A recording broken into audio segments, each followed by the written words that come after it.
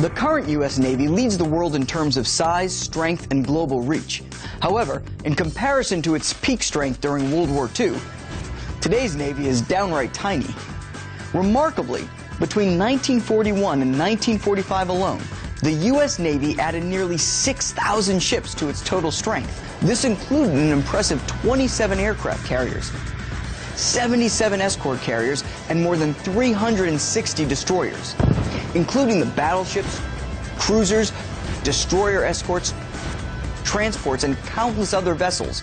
This amounted to a peak strength of more than 6,700 operational ships during the war.